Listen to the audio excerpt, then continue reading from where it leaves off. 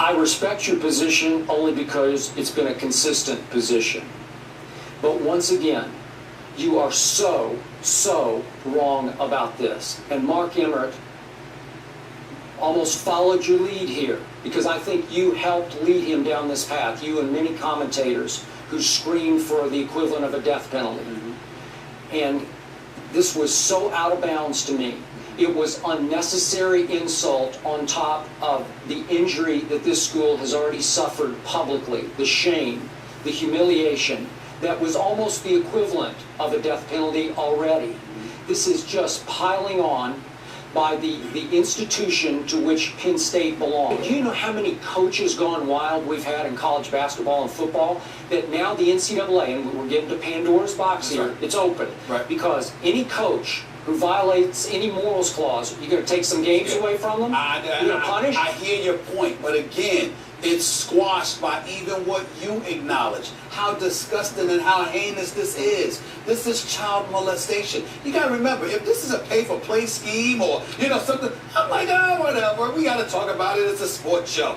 No, this is child molestation. You got people appalled that, the wins have been stripped. 111 of his wins have been stripped away from him. Forget that nonsense. It means nothing. What really, really matters is that children were molested on this man's watch. And every time you say that, then you're good. That's what they open this press conference with. That's what I'm focused on. And then everybody says, oh no, you know what? You're right. But you're wrong. Because that's a whole nother issue that's not the NCAA's issue here. And Stephen A., you have now brought down the equivalent of a 4-year death penalty on Penn State. You've taken 4 years of bowls. I'm fine with the $60 million fine.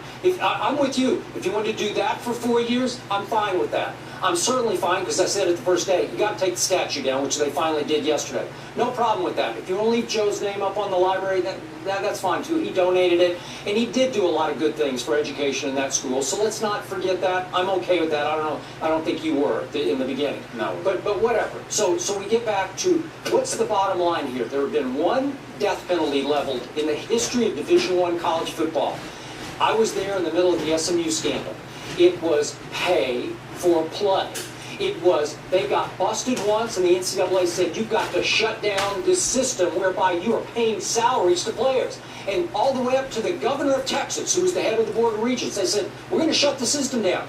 And they did not. And they got busted again, and the NCAA said, okay, we've seen enough. For 1 year, you're gone. You have no football program. And SMU said, you know what, we're going to double that. Just to show you that we're into this, we're going to do for 2 years. SMU never, ever recovered from that. They're still operating as if they're kind of a Division II-like program right now in Dallas, Texas. And you're going to wreck this program, maybe for a long, long time, Steve. Is that fair? And I guess that you don't quite understand what I'm saying. And let me be clear, because we're just different here. To me, there's no right or wrong.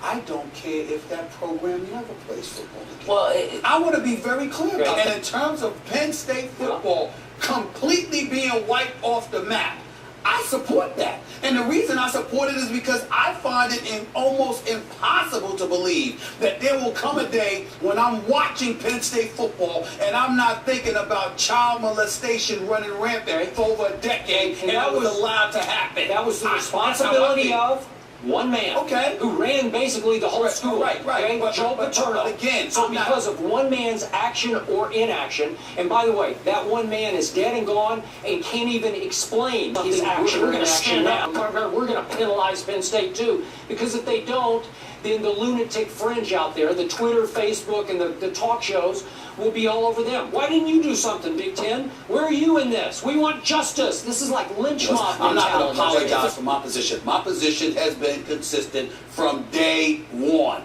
You're talking about child molestation, all bets are off. Whoever has to fall. But you didn't give a final interview with Sally Jenkins of the Washington Post. And she came out thereafter, after the free report, and called Joe Paterno a liar. And Sally is a highly reputable journalist. She sure is. For many years. And flat out called him a liar. It had not come to this. It looked like it might just go away, and then it came to this. And Joe Paterno showed us history, the Free Report, the Sandusky revelations, and a lot of it showed us that Joe Paterno was very, very skilled at making I'm not things going go to lose away. any sleep over Penn State.